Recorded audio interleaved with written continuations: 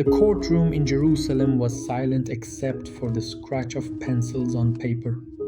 Reporters leaned forward in their seats, watching the man behind the bulletproof glass. He was ordinary, balding, middle aged, wearing thick spectacles that he adjusted nervously as he spoke. He looked like someone's accountant, someone's neighbor, someone who might politely hold the door at a grocery store. And that ordinariness was precisely what terrified the woman watching him from the press gallery. Hannah Arendt had expected a monster.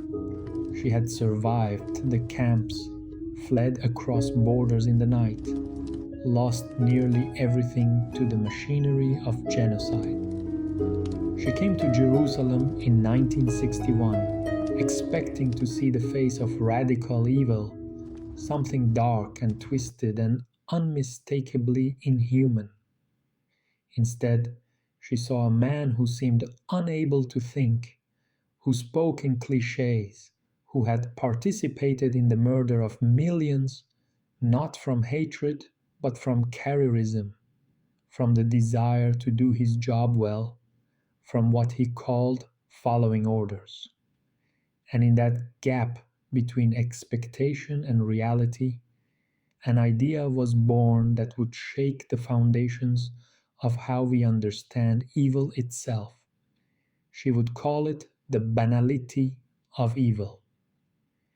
The terrifying possibility that the worst crimes in human history were committed not by fanatics or sadists, but by ordinary people who had simply stopped thinking, who had replaced moral judgment with bureaucratic efficiency, who had made the unthinkable routine through the simple act of showing up for work each morning. This was not the story anyone wanted to hear, but Hannah Arendt had spent her life saying things people did not want to hear, and she was not about to stop now, even when the cost would be nearly everything she had left. Tonight, we trace the journey of a woman who looked into the darkest chapters of the 20th century and saw something that could not be unseen. A thinker who understood that evil does not always announce itself with sirens, but sometimes arrives in triplicate, stamped and filed and processed with perfect efficiency. And in understanding her, perhaps we know something about the world we inherited, the dangers that persist, and the quiet responsibility each of us carries to think, to question, to remain human in systems designed to make us something less. Before we begin this quiet journey into difficult questions and profound insights, a gentle invitation. If these reflections help you think more deeply, rest more peacefully, or simply keep you company as the night settles around you, consider letting this channel become a small part of your evening ritual, a like, a subscription. These small gestures help others find their way to this space where history is told not with urgency, but with the patience it deserves. And if you feel moved to share, please tell us in the comments which other thinkers and which other chapters of the past you would like us to explore together in the quiet hours ahead. Now, let the day's noise fade, let your breathing slow. We are about to meet a woman who thought more clearly than almost anyone in her century, who asked questions with no easy answers, and who showed us that understanding evil is not about finding monsters, but about recognizing what happens when ordinary people stop asking whether what they are doing is right. Königsberg sat at the edge of the world, or so it seemed to the child watching ships move slowly along the Pregel River. The city was old, built on trade and philosophy in equal measure, a place where Baltic winds carried the smell of the sea, and the university halls still echoed with the ghost of Immanuel Kant, who had walked the same cobblestone streets a century before, so punctual in his daily routine that neighbors set their clocks by his passing. Hannah Arendt was born here in 1906 into a world that still believed in progress, in reason, in the possibility that human beings could think their way toward enlightenment. Her parents, Paul and Martha, were secular Jews who had left religious observance behind, but carried forward something more essential: a reverence for learning, for books, for the life of the mind. Their home was filled with volumes in German, Hebrew, and Greek, spines cracked from use, margins filled with penciled notes. Paul worked as an engineer, a practical man with a technical mind, but he read poetry in the evenings and believed his daughter should be educated as rigorously as any son. Martha was stronger, her will like steel wrapped in velvet, a woman who would teach young Hannah that dignity mattered more than happiness, that one faced difficulty with one's head up, that weakness was not in suffering but in surrendering to it. Hannah was an unusual child, quiet but intensely observant, prone to asking questions that made adults uncomfortable. Why do we do things this way? What makes something true? How do we know what we know? She did not ask these questions to be difficult, though that was often the effect. She asked because she genuinely wanted to understand. After all, the world seemed to operate according to rules that everyone followed, but no one could quite explain.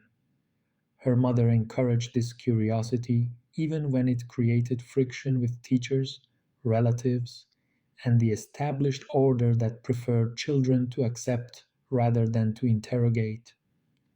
When Hannah was 7, her father fell ill.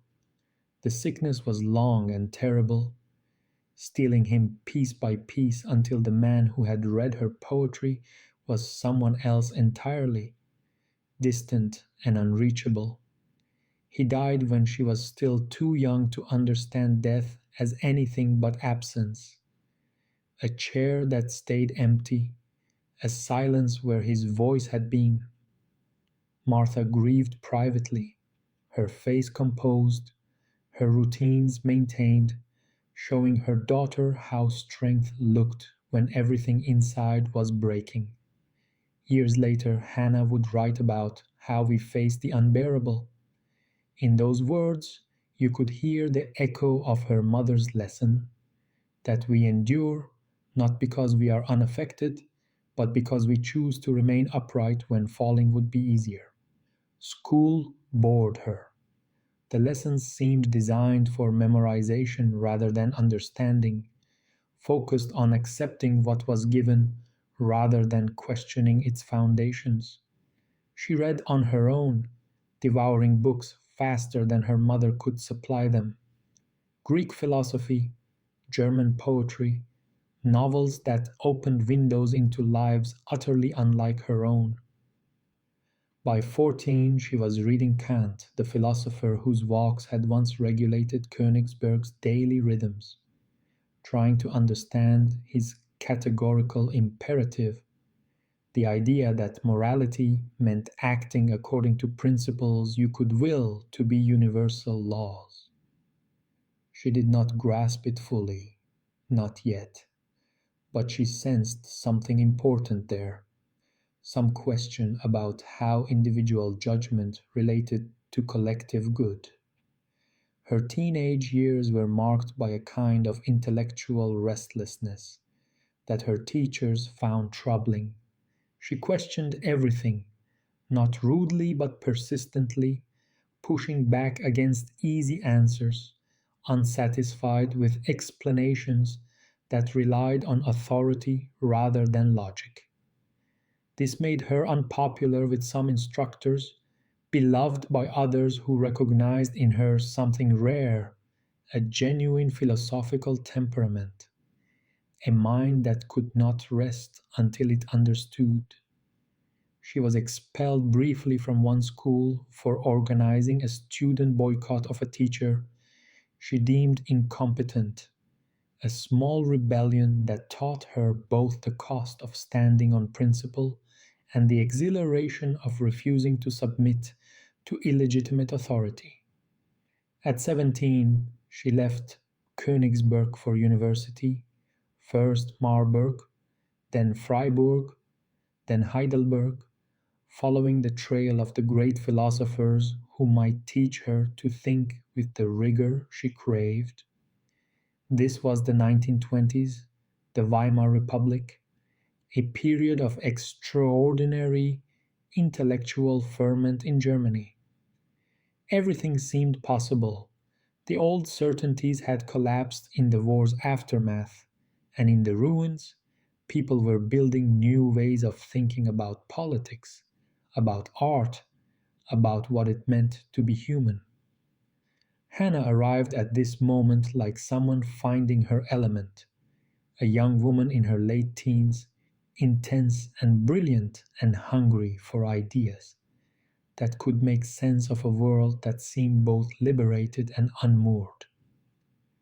At Marburg, she met Martin Heidegger, and everything changed. He was 35, married, and already famous as one of Germany's most innovative philosophers. His lectures were performances, electrifying displays of thought in motion, dismantling centuries of philosophical assumptions and rebuilding them from the ground up. He spoke about being and time, about authenticity, about how human existence was fundamentally different from the existence of objects, characterized by possibility, choice, and the awareness of death.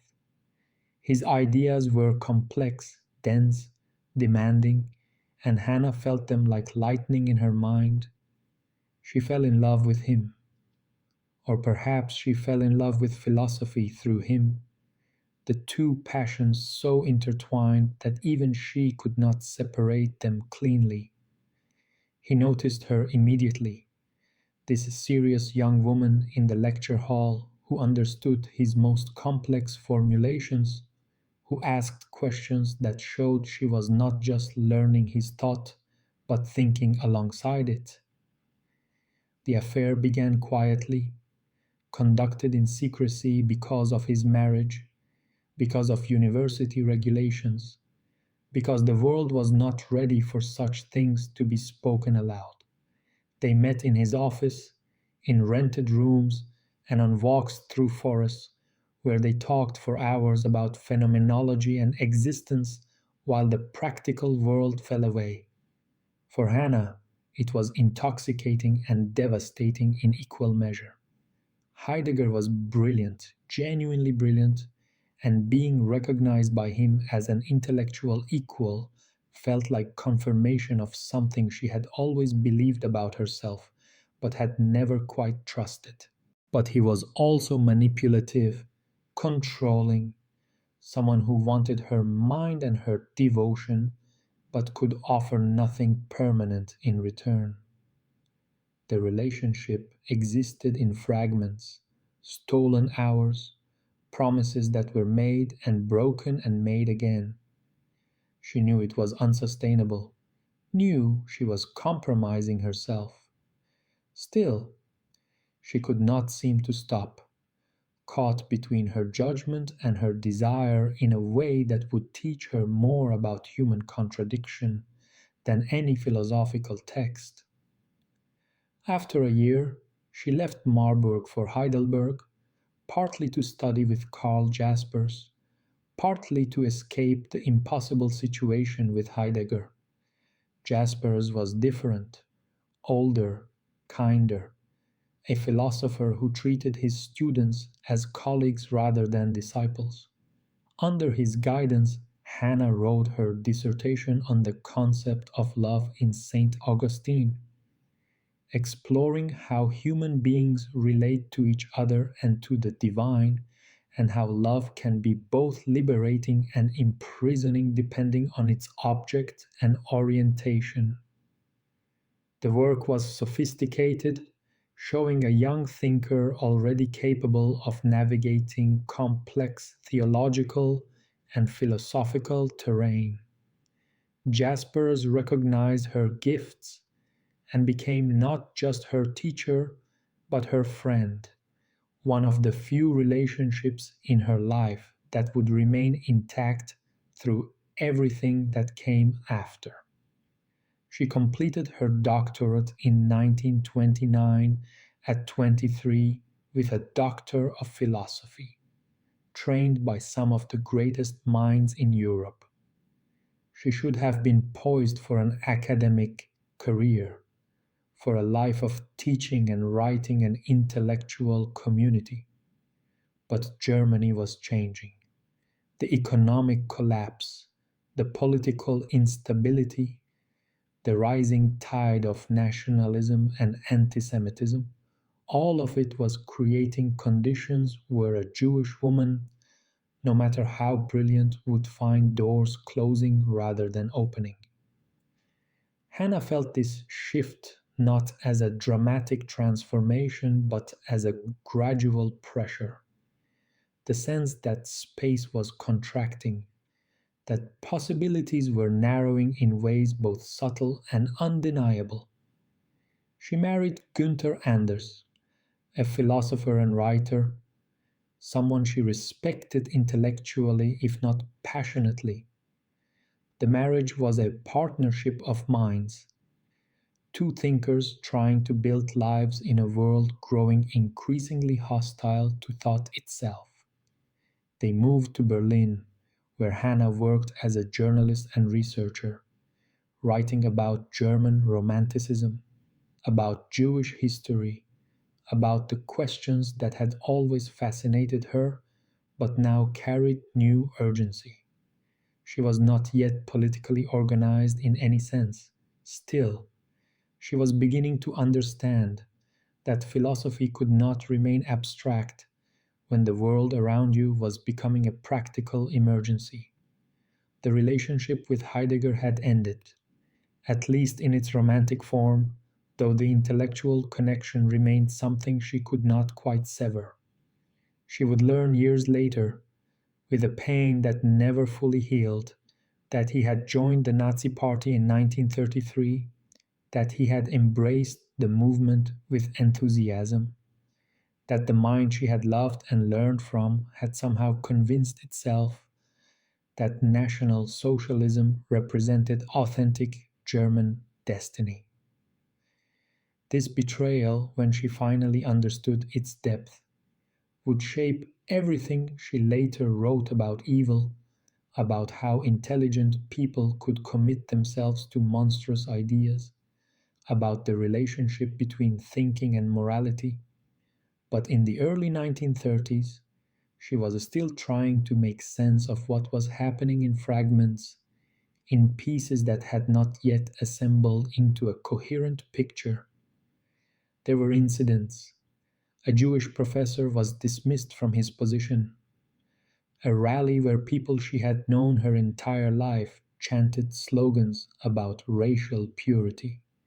New laws that made Jewish identity, previously something private and largely irrelevant to her secular life, suddenly the most important fact about her, determining where she could work, who she could marry, and whether she had a future in the country of her birth. Hannah had never been particularly connected to the Jewish community or tradition. Her family was assimilated, cultural, believing that German and Jewish identities could coexist without contradiction.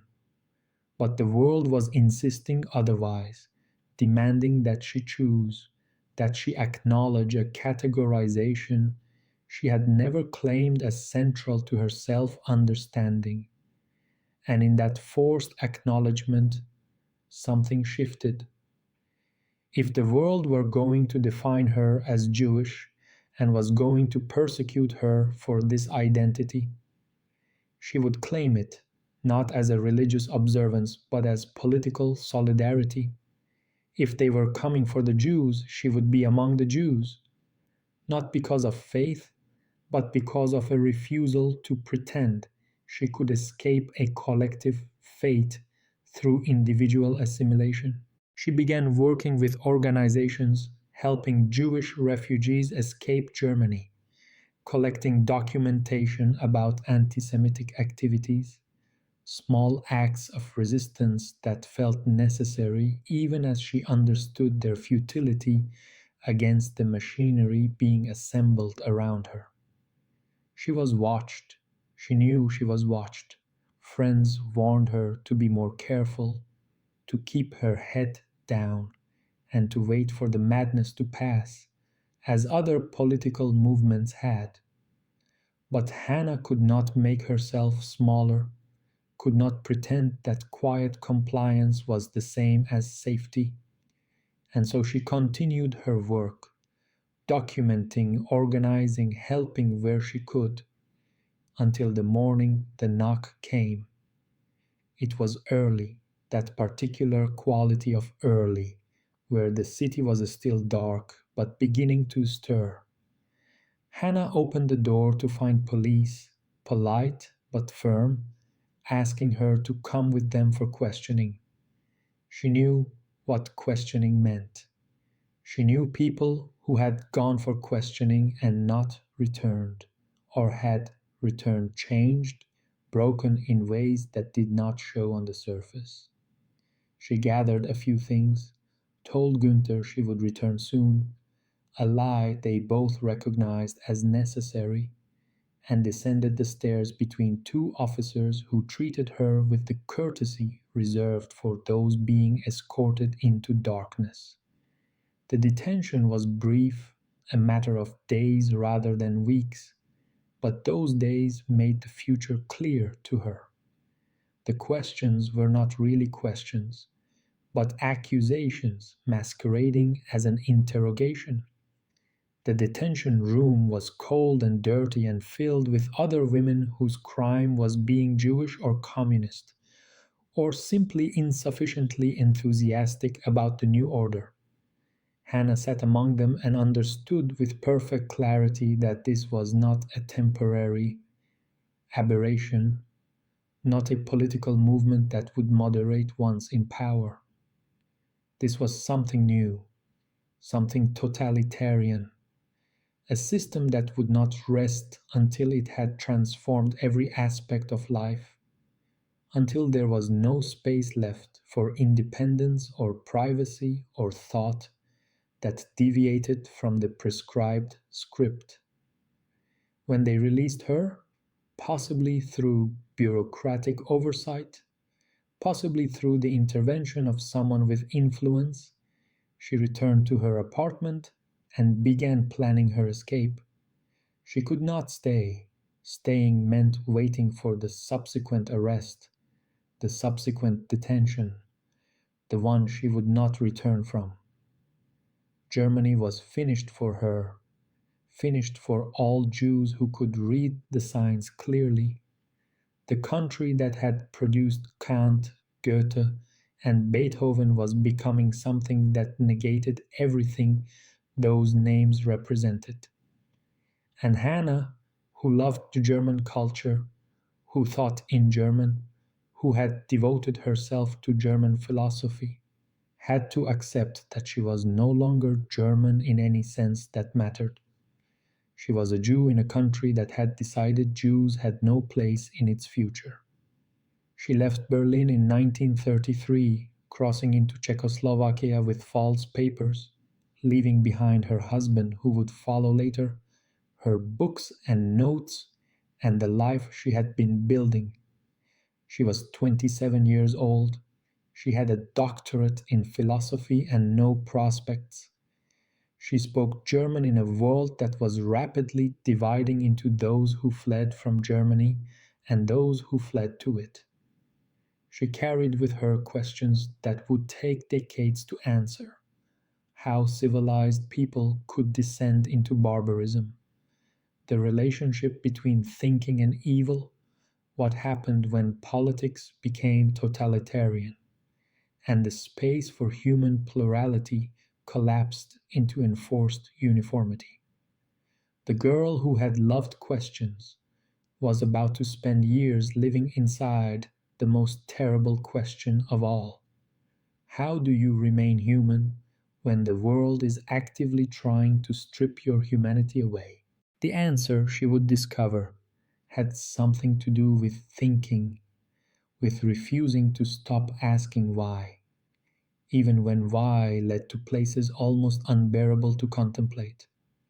But that discovery lay ahead, through years of displacement and loss, and the slow, patient work of understanding what had happened, what it meant, and whether anything could prevent it from happening again. For now there was only the border crossing, the false papers, the fear that preceded every checkpoint. There was only the knowledge that the world she had known was gone, and whatever came next would have to be built from fragments, from memory, from the determination to think clearly about horror without being destroyed by that clarity. Hannah Arendt was in exile.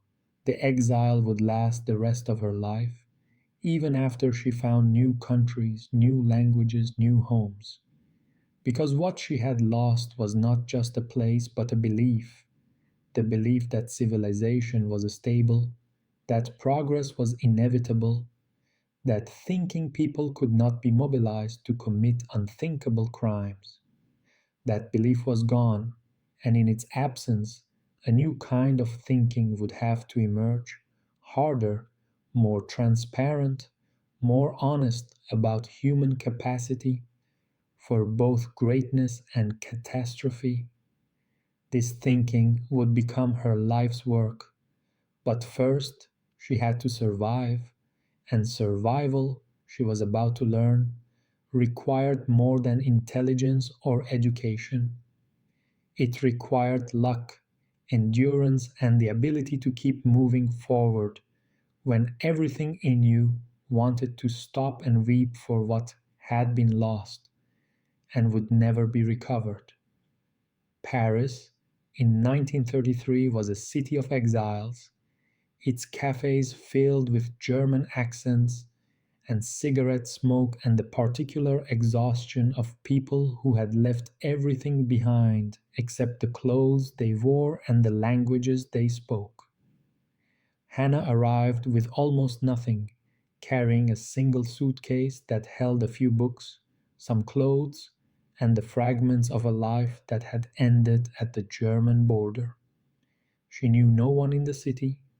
She had no work permit, no legal status, nothing to distinguish her from the thousands of other refugees who poured into France each month, fleeing the same darkness, carrying the same desperate hope that somewhere, somehow, they might be allowed to exist simply. The apartment she found was tiny, a sixth floor walk up in the Marais where the walls were thin, and the winter cold seeped through gaps in the window frames. She shared it with other German refugees, people whose names and faces blurred together in the exhaustion of survival. They pooled money for food, for coal, for the small necessities that kept body and soul tethered to each other. They read newspapers obsessively, following events in Germany with the horrified fascination of people watching their home burn from a distance too far to help, too close to look away. Hannah found work where she could, teaching German, translating, and doing research for better established intellectuals who needed her skills but could not offer permanent employment. The work was irregular, the pay barely sufficient, and all of it existed in a legal gray zone because she had no papers, no right to work, no official permission to be anything other than a temporary guest who had long overstayed her welcome. She learned what statelessness meant in practical terms. It meant you could not complain when employers paid less than they had promised, because complaining meant exposure. It meant you avoided police, crossed streets to evade checkpoints, and lived with constant low level fear that any interaction with authority could result in detention or deportation. But Paris also gave her something Germany could no longer provide: a space to think, to read, to begin processing what had happened and what it meant. She spent hours in libraries, studying, writing, and trying to understand the phenomenon of totalitarianism from both philosophical and practical perspectives. She read everything she could find about imperialism, about racism, about the structure of modern bureaucracies. She was beginning to see patterns, connections between colonialism's treatment of non European peoples and National Socialism's treatment of Jews, between the logic of efficiency that governed modern organizations and the mechanization of mass murder.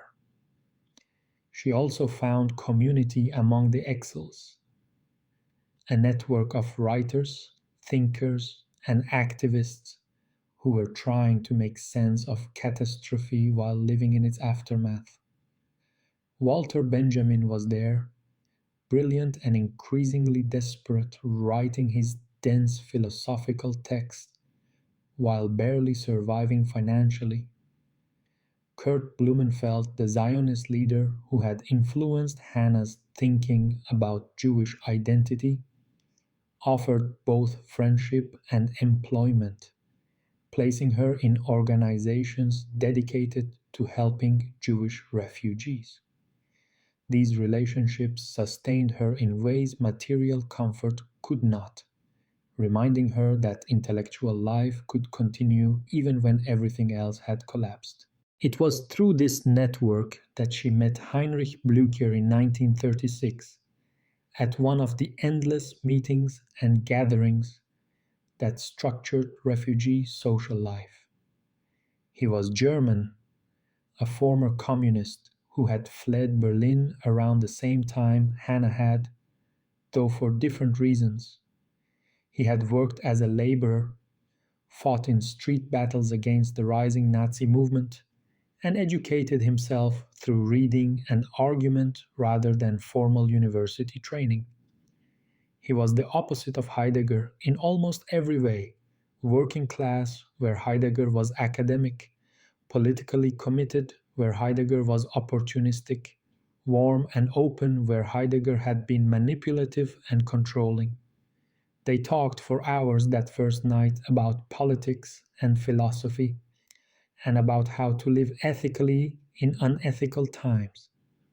Heinrich had not read as much as Hannah, but he thought clearly, asked good questions, and possessed a kind of practical wisdom that complemented her theoretical training. He made her laugh, which she had not done genuinely in years. He treated her as an equal, not as a student or a disciple, but as a partner in thinking. And slowly, carefully, they built something that felt like love, or at least like the possibility of creating a shared life in circumstances that made all building precarious. They married in 1940 in a quiet ceremony witnessed by friends, creating a legal bond that would help with paperwork, visa applications, and the endless bureaucratic requirements governing refugee life. But it was also more than bureaucratic convenience. In Heinrich, Hannah found someone she could trust completely, someone whose judgment she respected, whose presence made the unbearable slightly more bearable. They would remain married for the rest of her life, a partnership built on mutual respect and genuine affection, tested by displacement and poverty, but never broken by them. By 1940, Paris itself was no longer safe. Germany was advancing, France was collapsing, and the legal situation for refugees was deteriorating rapidly. The French government, overwhelmed and suspicious, began rounding up German nationals, making no distinction between those who had fled fascism and those who might support it. Hannah was arrested in May along with thousands of other refugee women and transported to a detention camp at Gurs in the Pyrenees. Gurs was not a death camp. No one was being systematically murdered. But it was a place of profound dehumanization nonetheless, a warehouse for unwanted people held in legal limbo while governments decided their fates. The conditions were squalid, sanitation was minimal, and food was inadequate. Thousands of women crammed into barracks designed for far fewer, sleeping on straw, enduring heat and cold, and the particular degradation of being treated not as individuals, but as problems to be managed, numbers to be processed, inconveniences to be stored away from public sight. Hannah endured Gurs by maintaining routines and small private rituals that created structure in chaos. She read when she could get her hands on books. She talked with other women, hearing their stories, learning about lives utterly unlike her own. She organized discussion groups, turning the barracks into informal classrooms where women taught one another languages, history, and whatever knowledge they had. The camp authorities tolerated this because it kept inmates occupied and quiet.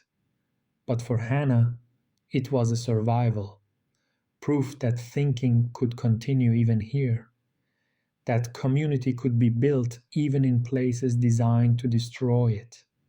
The detention lasted months, through summer into autumn, with no indication of when or whether it would end.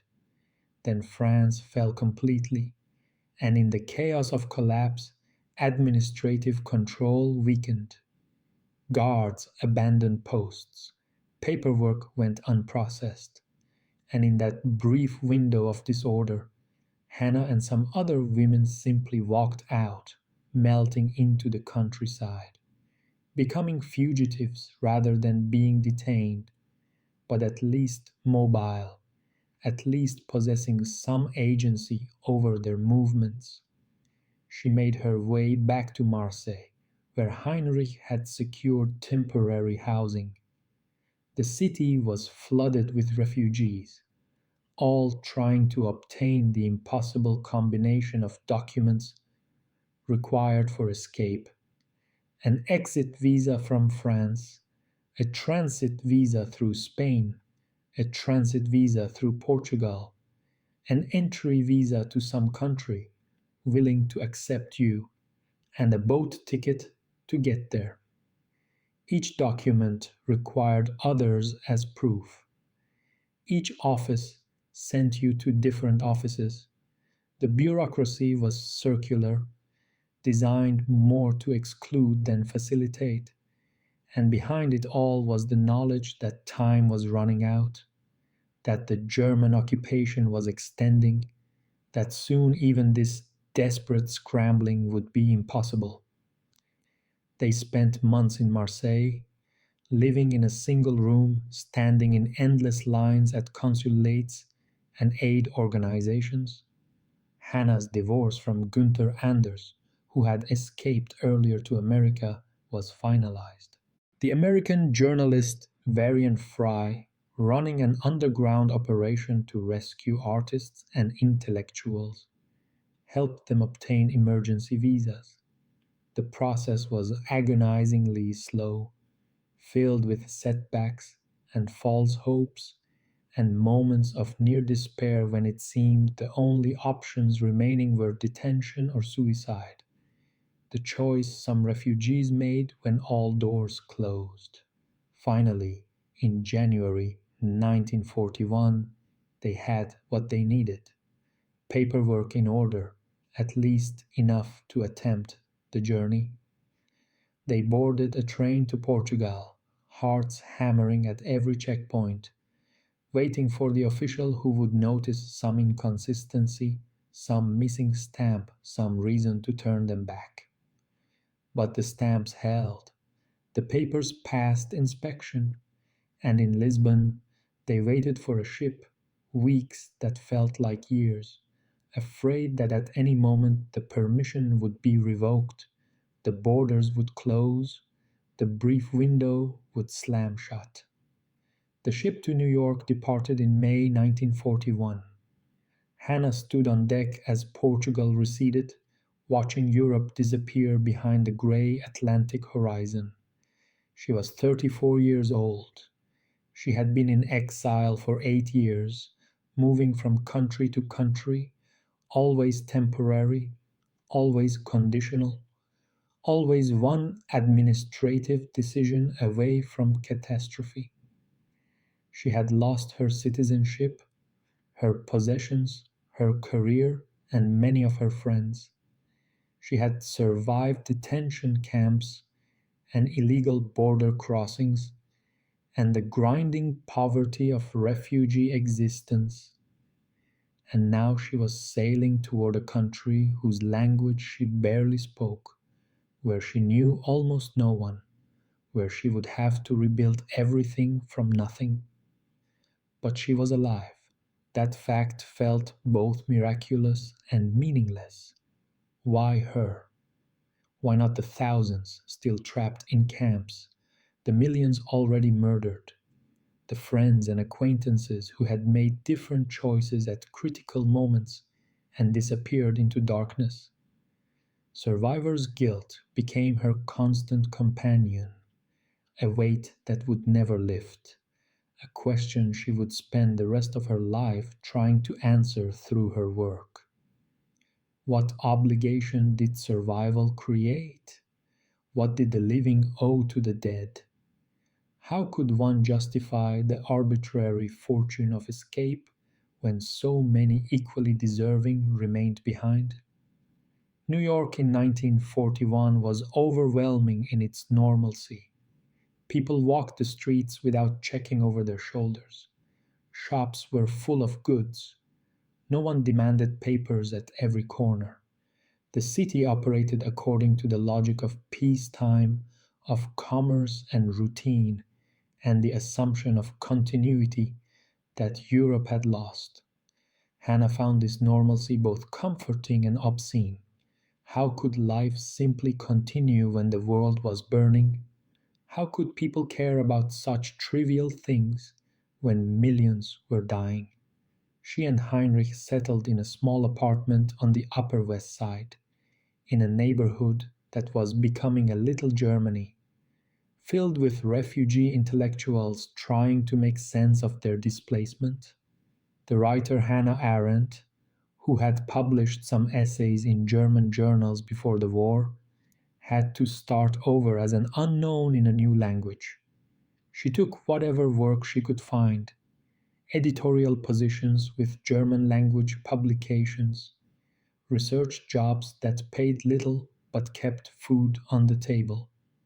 She studied English obsessively, reading American newspapers and novels, forcing herself to think in this new language even though German remained the tongue of her interior life. The transition was not smooth. English felt clumsy in her mouth, her accent thick and permanent, marking her forever as foreign. American culture baffled her in its optimism, its lack of historical consciousness, and its belief that problems could be solved through good intentions and practical effort. She missed Europe, missed the depth of conversation, missed being able to speak in her native language without every sentence requiring conscious translation. But she also recognized that America had saved her life, that whatever frustrations and alienations she felt were infinitely preferable to the alternative that had awaited her in Europe. She began writing in English, slowly, painfully, producing articles about European politics and Jewish affairs for small publications that paid barely enough to matter, but gave her a voice, a way to process what she had experienced and witnessed. Her analysis was sharp, unsparing, refusing easy consolations or nationalist mythologies. She criticized Zionism when she thought it was wrong, angered Jewish organizations that wanted solidarity rather than independent judgment. She criticized American foreign policy when it seemed naive about the realities of totalitarianism. She made herself unpopular by insisting on thinking for herself rather than aligning with established positions. In 1944, she began the project that would occupy her for the next 6 years, a massive attempt to understand the phenomenon of totalitarianism, trace its origins, explain its mechanisms, and warn against its potential re-emergence. She read everything, hundreds of books and documents, studying imperialism and anti Semitism and the structure of totalitarian movements. She interviewed refugees, collected testimonies, built a comprehensive picture of how the 20th century had produced something genuinely new, a form of government that did not just oppress opposition, but tried to transform human nature itself, to make people superfluous, to create conditions where individuals could be replaced without remainder. The work was challenging, intellectually and emotionally. She was writing about events that had nearly destroyed her, analyzing forces that had killed people she loved, trying to maintain scholarly detachment while processing personal trauma. She worked late into the night, smoking constantly, surrounded by papers and books, her small apartment transformed into a research library. Heinrich supported her emotionally and practically, taking teaching positions to provide income. At the same time, she wrote, read her drafts, offered comments, and created the stable domestic foundation that allowed her to do work that was anything but stable. The Origins of Totalitarianism was published in 1951 and comprises more than 1,000 pages that analyze the historical development and philosophical implications of Nazi and Soviet systems. The book made her reputation, establishing her as one of the most important political thinkers of her generation. Critics praised its scope and insight. Readers struggled with its density but recognized they were encountering an original mind, someone who had lived through catastrophe and emerged with understanding rather than just trauma. But the book also revealed something about Hannah's method that would characterize all her later work. She refused to fit totalitarianism into existing categories, refused to explain it as just another form of tyranny or dictatorship. She insisted it was something new, something that required new concepts to understand, and she was willing to follow her thinking wherever it led, even when it led to conclusions that made people uncomfortable, even when it meant standing alone against consensus. This intellectual independence had been forged in exile, in the years of statelessness, when she had learned that belonging to no nation meant freedom from national mythologies, that losing everything meant having nothing left to protect except the integrity of thought itself. The woman who arrived in New York in 1941 had been stripped of almost everything except her mind. And that mind, sharpened by loss and displacement, would spend the next decades asking questions that no one else was asking, seeing patterns that no one else wanted to see, and insisting on truth even when truth cost her everything she had carefully rebuilt in her new home. The flight across a burning continent was over. She had reached safety, had built a new life, had found ways to make meaning from catastrophe. But the journey had changed her permanently, had shown her that civilization was fragile, that rights existed only as long as some political community guaranteed them, that human dignity could be stripped away through administrative procedure as effectively as through violence. These lessons would shape everything she wrote, every question she asked, every argument she made, and they would prepare her, though she did not know it yet, for the moment 10 years later when she would sit in a Jerusalem courtroom and see something that would force her to rethink everything she believed about evil, about judgment, about the relationship between thinking and morality. But that moment lay ahead. Through years of writing and teaching and building the intellectual framework that would let her see what others could not when they looked at the ordinary man behind the bulletproof glass. For now, there was only the work, the slow, patient accumulation of understanding, the attempt to make sure that the millions who had died would not be forgotten, that their deaths would mean something, would teach the living how to recognize the signs of totalitarian danger before it was too late to resist. This was the burden Hannah Arendt carried forward from her years of exile, and she would take it faithfully, without rest, without comfort, until her own death decades later, still writing, still thinking, still refusing to let horror have the last word. The apartment on Morningside Drive was small, but it had a window facing east, catching the morning light that turned the crowded bookshelves into something almost beautiful.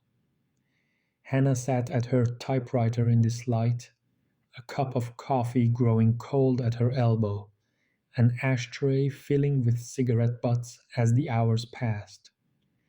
The keys clacked in irregular rhythms, sometimes flowing smoothly, sometimes stopping for long minutes while she stared at the wall, thinking her way through problems that had no easy solutions.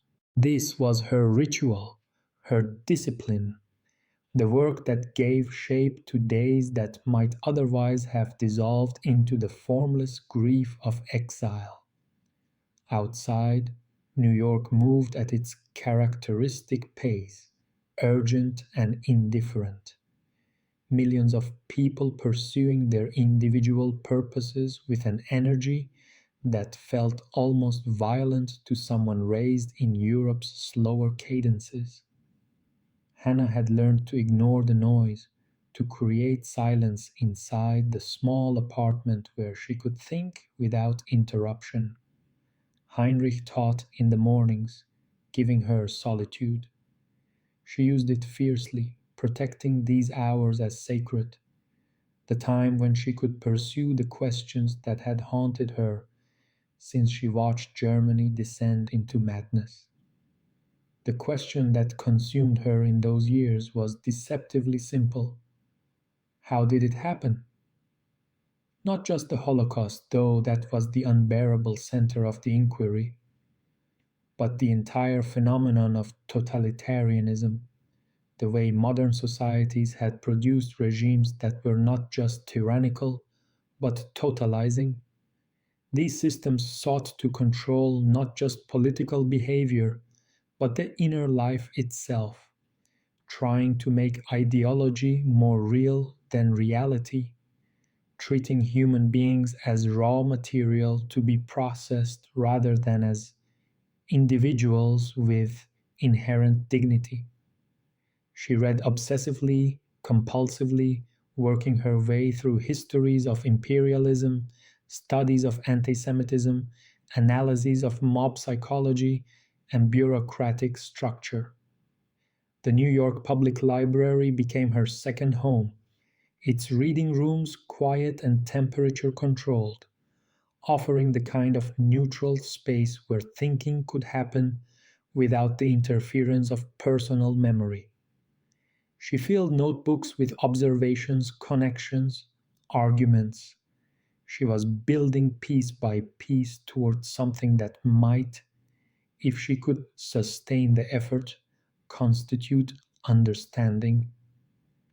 The work was lonely in ways that had nothing to do with physical isolation. She was trying to think about horrors that most people, reasonably, wanted to forget or never confront. She was insisting that totalitarianism was not just a historical accident, not just the work of a few evil men, but something that emerged from trends deep within modernity itself, from imperialism's logic of expansion, from anti Semitism's transformation of Jews into abstract enemies, from mass society's creation of lonely, atomized individuals vulnerable to movements that promised belonging and purpose. These arguments put her at odds with almost everyone. Zionists wanted her to focus on Jewish suffering specifically, not to dilute it by connecting it to broader historical patterns.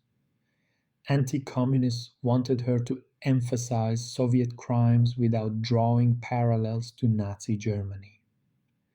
Liberals wanted reassurance that totalitarianism was fundamentally foreign to Western democracy, not something that Western institutions had helped create. Hannah gave none of them what they wanted. She followed the argument wherever it led, even when it led to conclusions that made allies uncomfortable and gave opponents ammunition. Her intellectual community in New York was a strange mixture of old friends from Europe and new American connections, bound together by their refugee status and their attempts to make sense of catastrophe while living in its long shadow.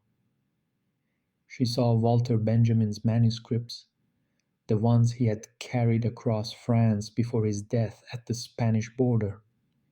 She felt the weight of work left unfinished, of brilliance extinguished by forces that had no interest in brilliance.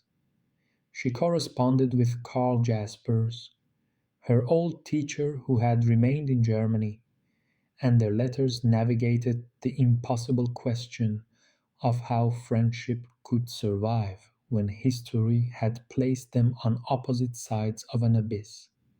She fought with Kurt Blumenfeld about Zionism, arguing that creating a Jewish state through the displacement of Palestinians was repeating the very logic of nationalism that had destroyed European Jewry, that the solution to homelessness should not be making others homeless. Blumenfeld was pained by her position, seeing it as betrayal, as failure to understand that Jews needed sovereignty, needed the power to defend themselves after centuries of vulnerability. Hannah understood his position but could not accept it, could not make herself believe that states based on ethnic identity were the answer to problems caused by ethnic nationalism. These arguments cost her. Friendships were strained and sometimes broke under the pressure of political disagreement. She was called a traitor to her people, accused of caring more about abstract principles than Jewish survival.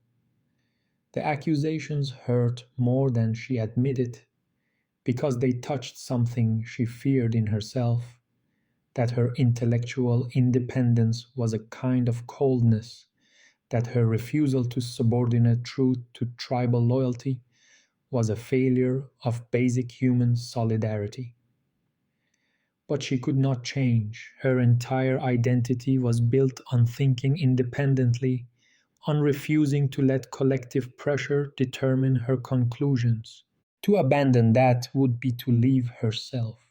The concept of radical evil emerged slowly as she worked through mountains of testimony and documentation about the camps. She needed language to describe what had happened there, something that went beyond traditional moral categories. The Nazis had not simply killed their victims, they had tried to destroy their humanity first, to reduce them to bare life, to make them superfluous, to prove that human beings could be treated as entirely replaceable. This was evil in a new form, not wickedness in pursuit of self interest, but systematic destruction for its own sake, evil that had become detached from all human motives and taken on a kind of terrible purity. She wrote about this in passages that made her feel physically ill, descriptions of camp processes that turned human beings into corpses before they died, which made death itself almost a relief from the degradation that preceded it. She forced herself to look directly at this material, not to turn away, because turning away meant letting the dead become mere numbers, meant allowing their suffering to disappear into abstraction. They had to remain human in her writing, individuals with names and stories, even as she analyzed the system that had tried to erase their individuality. The work took years. She would write a chapter, then stop for weeks, unable to continue, the weight of the material crushing her ability to think clearly. Heinrich would find her staring at her typewriter, tears running silently down her face, the page before her blank because no words seemed adequate to what needed to be said. He would bring her tea, sit with her in silence, not trying to fix anything because nothing could be fixed, just offering presence, the reminder that she was not alone, even in work that felt profoundly isolating. She also struggled with survivor's guilt that no amount of rational analysis could dispel. Why had she escaped when so many had not? What made her deserving of survival when others equally intelligent, equally worthy, similarly desperate, had died in camps or been shot at borders or simply vanished into the administrative machinery of genocide? The question had no answer, or rather, it had the worst possible answer, that survival mainly was luck, that merit had nothing to do with it, that she lived because of arbitrary fortune. They died because of equally arbitrary misfortune. This knowledge sat in her chest like a stone, making every moment of comfort feel like betrayal. She was drinking coffee in a safe apartment while others had died of thirst in boxcars. She was thinking abstract thoughts while others had lost the capacity for thought itself under torture and starvation. What right did she have to this survival? What could justify it? The only answer she could find was work, making her survival mean something by ensuring the dead were not forgotten, by understanding what had killed them clearly enough to warn against its return. By 1949, she had a complete draft of what would become the origins of totalitarianism, a more than 1,000-page analysis of the historical roots and philosophical implications of Nazi and Soviet systems. The book was structured in three parts, examining anti Semitism, imperialism, and totalitarianism itself as a new form of government. She traced how 19th century developments had created the conditions for 20th century catastrophe, how racism developed through colonial expansion, how anti Semitism transformed from religious prejudice into political ideology, and how mass society created populations vulnerable to totalitarian mobilization. The arguments were complex and dense, demanding more of readers than most books did. Hannah refused to simplify, declined to make her thinking easy to digest. The subject matter was complicated, and the analysis had to match that difficulty, respecting the complexity of what it was trying to explain. She wrote for readers who were willing to think alongside her, who could tolerate ambiguity and contradiction, who wanted understanding more than comfort. Finding a publisher took time. The manuscript was too long, too academic for commercial presses, too political for university presses. But eventually, Harcourt Brace agreed to publish it, recognizing that despite its difficulties, the book was something important, a genuine attempt to understand the defining horror of the century. The Origins of Totalitarianism appeared in 1951, dedicated to Heinrich, the partner who had made the work possible by making life possible. The critical response was extraordinary.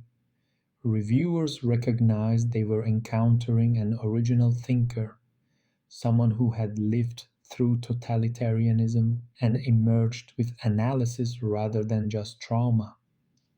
The book sold well beyond expectations, was translated into multiple languages, and established Hannah as one of the most important political theorists of her generation. She was invited to lecture, to teach, to write for major publications. The refugee who had arrived with nothing was becoming someone, a public intellectual whose opinions mattered, whose work was shaping how people understood their recent past. But success brought its own complications. Hannah found herself celebrated by people who had not really understood her arguments, claimed by political movements she did not support, and turned into a symbol of anti communism by those who ignored her equally fierce critiques of Western imperialism. She had to learn to navigate this public role while maintaining the private independence that made her work possible, to accept recognition without letting it corrupt her thinking, to use her platform while refusing to become merely a platform for others' agendas. She also had to decide what came next. The origins of totalitarianism had been her attempt to understand the past, but she was not interested in becoming a historian who simply analyzed what had already happened.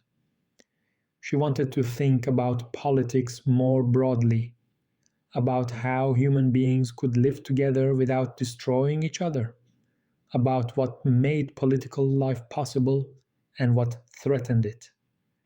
This meant moving from the specific horror of totalitarianism to more general questions about power, freedom, and the conditions of human plurality.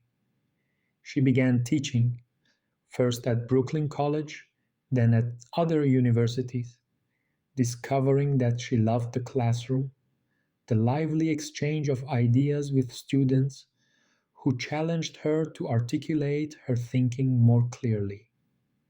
She was a demanding teacher, impatient with sloppy reasoning, but generous with students who showed genuine intellectual curiosity. She created a kind of Socratic environment where questions mattered more than answers, where thinking was understood as an active process rather than a passive reception of information. Her lectures were performances in their own way, not theatrical but intensely focused, her accented English adding a kind of gravitas to observations that might have seemed abstract in other mouths. She smoked while teaching, pacing, stopping to think mid sentence, treating students as equals capable of following her through rugged terrain. Some students found her intimidating, others found her liberating, a model of what intellectual independence looked like when practiced without apology or compromise. Through all this activity, the question of evil continued to trouble her.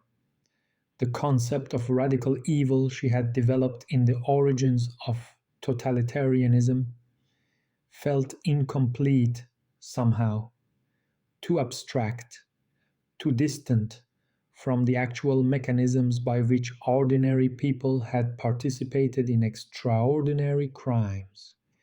She had explained the system, but she had not thoroughly explained the individuals within it, how they had become capable of actions that should have been unthinkable, how conscience had been silenced or bypassed or transformed into something that served rather than resisted totalitarian demands. This question remained in the background of her thinking through the 1950s, a puzzle she returned to periodically without finding satisfactory answers. She knew the conditions that made totalitarianism possible. She understood the ideological framework that justified its crimes, but she still could not fully explain how human beings, not fundamentally different from herself, had become instruments of systematic murder. The question required not just historical analysis but something more troubling, an investigation into the nature of moral judgment itself, into what happened when people stopped thinking about what they were doing and simply followed orders, followed procedures, followed the logic of systems that had replaced human judgment with bureaucratic efficiency. She did not know that the answer to this question would arrive in the form of a trial, that she would sit in a Jerusalem courtroom and see something that would force her to rethink everything she had written about evil, that her attempt to understand one ordinary man would create the most significant controversy of her life and cost her friendships she had believed unbreakable. But the preparation for that moment was happening in these quiet years of writing and teaching, in the discipline of thinking clearly about difficult things, in the cultivation of independence that would let her see what others could not or would not see. For now, there was the work, the teaching, the building of a life that had meaning despite its displacement from everything familiar.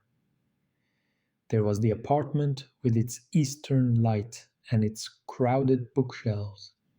There was Heinrich growing older beside her, their conversations continuing the work they had begun in Paris decades before. Some students looked at her with a mixture of admiration and fear, seeing someone who had survived catastrophe without being destroyed by it, who had navigated the darkness and emerged with understanding intact. And there were the mornings, always the mornings, when she sat at her typewriter with her coffee and cigarettes and returned to the questions that would not let her rest. How do we live together without destroying each other? How do we preserve human dignity in systems designed to crush it? How do we think independently when all pressures push toward conformity?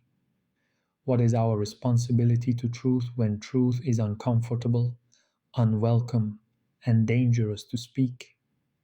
These questions had no final answers, only provisional ones that needed constant revision and refinement. But the asking itself mattered, the refusal to accept easy certainties, the insistence that thinking was not a luxury but a necessity, perhaps the only defense against the forces that would reduce human beings to functions, to numbers, to raw material for projects they had no part in choosing. Hannah Arendt sat in her small apartment and asked these questions into the silence, her fingers on the keys, her mind moving through arguments, like someone navigating a dark landscape with only thought to light the way. And slowly, patiently, the work continued, building toward understandings she could not yet see, but was moving toward with the faith that thinking mattered, that it could make a difference, that the life of the mind was itself a form of resistance against forces that wanted minds to stop working and simply obey. The ruins she was thinking through were not just physical, not just the destroyed cities of Europe. They were the ruins of certainty, of progress narratives, and of faith in a stable civilization and in a fundamentally sound human nature. Out of these ruins, she was trying to build something new, not optimism but clarity, not hope but understanding, not answers but better questions. This was the work that would occupy her for decades, the patient reconstruction of political philosophy for a world that had seen what human beings were capable of when all restraints were removed and ideology replaced reality. And the work was not finished. It would never be finished. But it was being done. Each day, each page, each moment of concentrated thought. And that doing was itself a kind of answer to the question of how one lived after catastrophe, how one made meaning from loss, how one honored the dead by refusing to let their deaths render thinking impossible. Hannah Arendt was thinking in the ruins, and in that thinking, something was being preserved and something was being built, fragile and precious as the morning light touching her bookshelves, turning ordinary objects into evidence that human beings could still create beauty and meaning, even after the world had shown them the depths of ugliness and meaninglessness. The coffee grew cold. The ashtray is filled, the pages accumulated, and the work continued, as it would continue until the day 10 years ahead when everything would change again, when a courtroom in Jerusalem would force her to see evil differently, more banally, more terrifyingly than she had ever imagined possible. The flight to Jerusalem in April 1961 carried Hannah Arendt back toward the past. She had spent 20 years trying to understand from a distance. She was 54, established now, a respected intellectual with a secure teaching position and a reputation built on her willingness to think complex thoughts without flinching. The New Yorker had commissioned her to cover the trial of Adolf Eichmann, the Nazi bureaucrat who had organized the logistics of genocide, who had been captured by Israeli agents in Argentina and brought to face justice in the newly formed state. Hannah accepted the assignment with a mixture of professional interest and personal necessity. She needed to see this man, to understand what kind of human being could have done what he had done. She expected a monster, not literally, of course, but psychologically, someone whose inner life was so twisted, so damaged, that his crimes would be explicable as the product of profound pathology.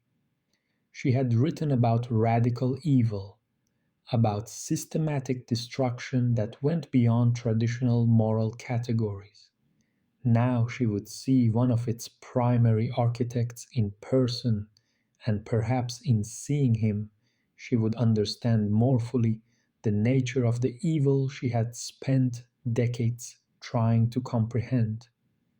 The courtroom was purpose built for the trial, designed to accommodate hundreds of observers, journalists from around the world, and survivors who had come to witness judgment against the man who had helped destroy their families. The atmosphere was electric with anticipation and grief. The air, thick with emotions, compressed for 16 years since the war's end. This was not just a trial, it was a reckoning, a moment when the dead would speak through testimony and the living would demand accounting from someone who embodied, in his person and his deeds, the machinery that had tried to exterminate an entire people. And then there was Eichmann himself, sitting behind bulletproof glass, a security precaution against assassination attempts. Hannah leaned forward in the press gallery, studying him with the intensity she brought to all observation.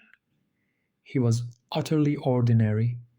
Balding, with a thin face and thick glasses, he looked like a bank clerk, a municipal bureaucrat, someone you would pass on the street without a second glance. He sat with a rigid posture, occasionally taking notes, his expression neutral, almost blank. There was nothing demonic in his appearance, nothing that marked him as someone who had sent hundreds of thousands to their deaths. The trial proceeded according to legal ritual. The prosecutor presented evidence, witnesses testified, and the defendant responded through his lawyer. But Hannah quickly realized that the prosecution was serving purposes beyond legal judgment. The prosecutor, Gideon Hausner, was using the proceedings to tell the entire story of the Holocaust, to create a comprehensive historical record through survivor testimony. Witness after witness described unimaginable horrors, their voices breaking, their bodies carrying visible marks of what they had endured. The courtroom wept with them, for them, and Eichmann sat in his glass booth, adjusting his glasses, occasionally objecting to procedural points, but showing no emotional response to the testimony unfolding around him. Hannah oversaw him, trying to see past the surface to whatever lay beneath. She expected to find hatred there, or sadism, or at minimum some ideological fanaticism that could explain his actions. But as days turned to weeks and Eichmann testified in his own defense, what she heard was something far more troubling than hatred. She heard cliches. She heard a man who spoke entirely in stock phrases, in bureaucratic language, in formulations he had clearly repeated so many times they had replaced genuine thought. When asked about his role in the deportations, Eichmann described himself as a small cog in a large machine, someone who had simply done his job, followed his orders, executed his duties with the efficiency expected of a conscientious civil servant. He cited Kant's categorical imperative, grotesquely misunderstanding it, claiming he had acted according to principles he could will to be universal law. He said he had felt obligated to obey, that his oath to the Führer had been sacred, that a man of honor, keeps his commitments even when circumstances make those commitments difficult.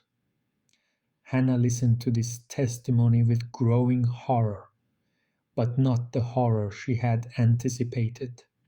The horror was not that Eichmann was a monster, but that he was not, that he seemed genuinely unable to think beyond the formulas that had governed his work, that when pressed to explain his actions in human rather than bureaucratic terms, he had nothing to say, no language available to him except the empty phrases he had lived by. He had not hated Jews in any personal sense. He had simply had a job to do, and he had done it with the pride of someone who valued efficiency and proper procedure. This was when the concept began to form in her mind, still inchoate, still troubling in its implications. Eichmann's evil was not radical, but banal. He had not plumbed the depths of human wickedness. He had simply stopped thinking, had replaced judgment with obedience, had allowed the system to feel for him. At the same time, he focused on logistics, on timetables, on the practical challenges of moving millions of people to their deaths as efficiently as possible. His crime was not that he was inhuman, but that he was thoughtless, that he had abdicated the responsibility to think about what he was doing. The trial continued through the spring and into summer, testimony accumulating, the evidence overwhelming in its detail and scope. Eichmann had organized deportations from across Europe, had negotiated with governments and railways, and had solved logistical problems with creativity and dedication. He had been good at his job, and his job had been genocide. The prosecution established this beyond any reasonable doubt. But they could not determine what Hannah most wanted to understand: how a seemingly ordinary person could become capable of such actions without becoming, in some fundamental sense, an obviously terrible human being. She took notes obsessively, filling notebook after notebook with observations about Eichmann's demeanor, his language, his apparent inability to see his victims as human beings rather than as administrative problems. She noticed that he never spoke about individual Jews, only about numbers, quotas, and transport schedules.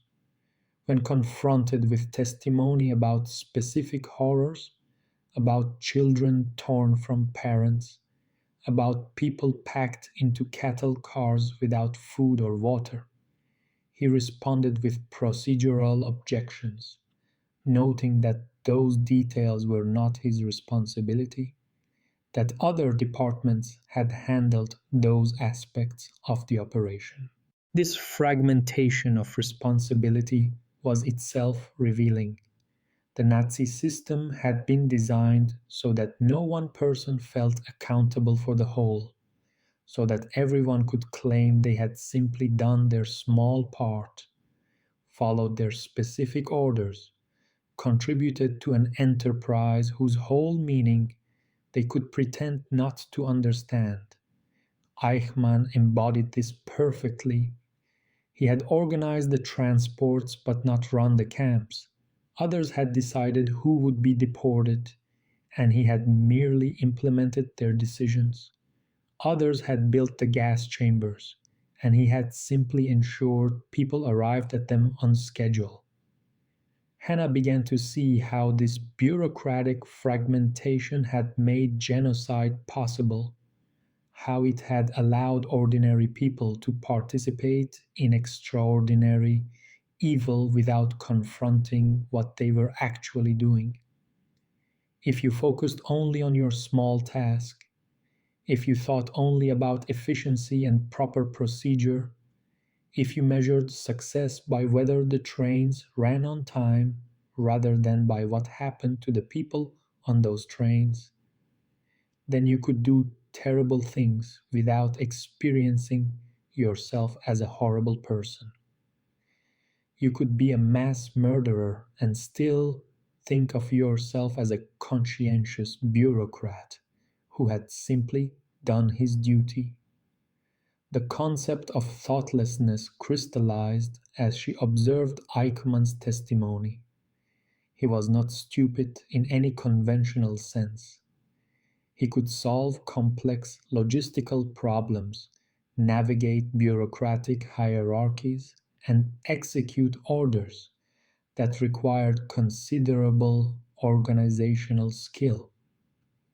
But he could not think, not in the sense that mattered, which was thinking about meaning, about ends rather than just means, about whether what he was doing was right rather than just whether he was doing it correctly. When the prosecutor asked him if he had ever considered disobeying his orders, Eichmann seemed genuinely baffled by the question. Disobey? Why would he disobey? A legitimate authority had given him lawful orders. He had taken an oath. A man of principle keeps his oaths. The possibility of a higher moral law, something beyond the commands of the state, seemed not to have occurred to him, or if it had, he had dismissed it as irrelevant to someone in his position. This was the banality, the ordinariness that made Eichmann so terrifying. He represented not the exception but the possibility, the danger that existed in every bureaucracy, every system that valued efficiency over ethics, every individual who stopped thinking and started simply processing, executing, administering. You did not need to be a sadist to participate in genocide. You merely needed to be someone who did their job without asking whether the job itself was worth doing, whether the orders deserved to be followed, or whether obedience was a virtue or an evasion of responsibility. Hannah knew this insight would be controversial even before she began writing it. The prevailing understanding of Nazi evil was that it was monstrous, exceptional, the product of unique historical circumstances, and particularly twisted individuals. To suggest instead that it was banal, that it emerged from ordinary human failures of thought and judgment, was to make evil more rather than less frightening, because it meant everyone was capable of it, that the distance between the ordinary and the monstrous was smaller than anyone wanted to believe. She also began to notice something else in the trial, something about the relationship between Eichmann and the system that had employed him. He genuinely seemed to believe that he had been doing something important, contributing to a significant historical project. He spoke about his work with a kind of pride, the pride of someone who had faced complex challenges and overcome them. The fact that the project was genocide, that the difficulties involved murdering millions of people, did not diminish his satisfaction in having executed his responsibilities effectively. This suggested something about how totalitarian systems function psychologically.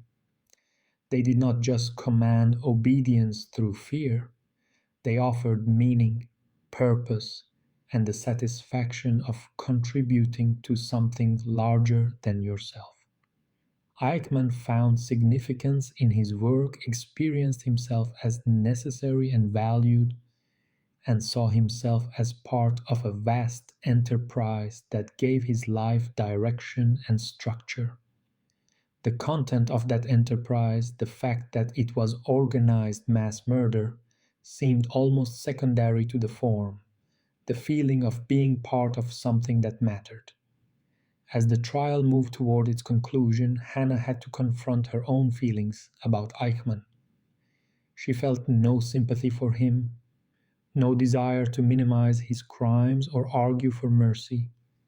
He deserved conviction and punishment, but she also felt a kind of intellectual pity, not for him as a person, but for what he represented: the human capacity to become an instrument, to let thinking atrophy until you were simply a function within a system, executing commands without ever asking the fundamental questions that make us human.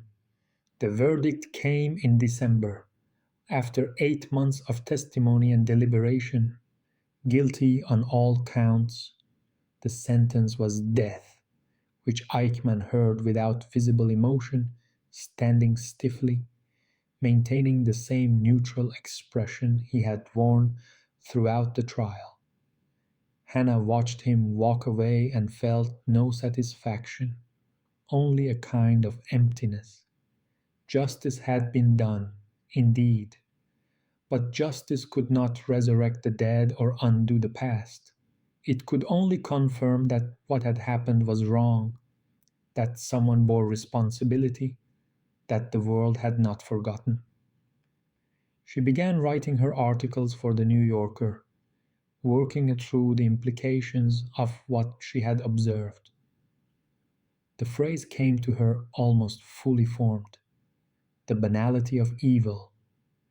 Evil did not require monsters. It required only ordinary people who stopped thinking, who allowed systems to replace their judgment, who did their jobs without asking whether their jobs were worth doing.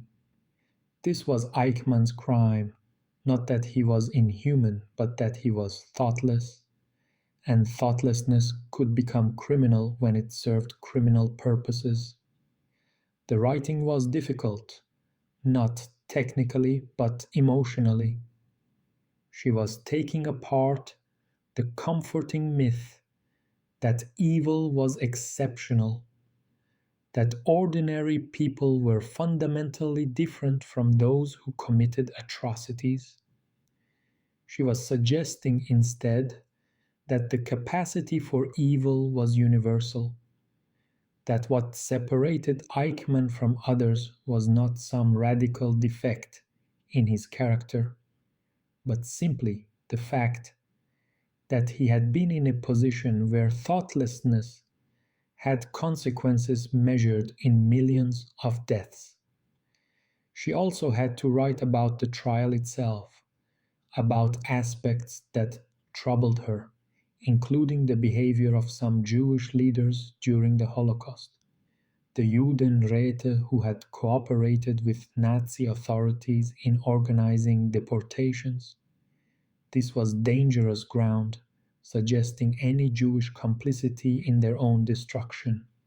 But Hannah could not avoid it, because it was part of the story, part of understanding how totalitarian systems function by making everyone complicit, by forcing choices where all options were terrible, and the only question was which terrible thing you would do.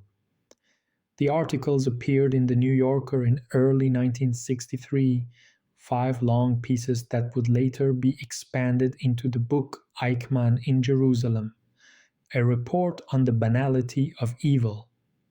The response was immediate and volcanic. Hannah had expected controversy, but not the magnitude of rage that greeted her work.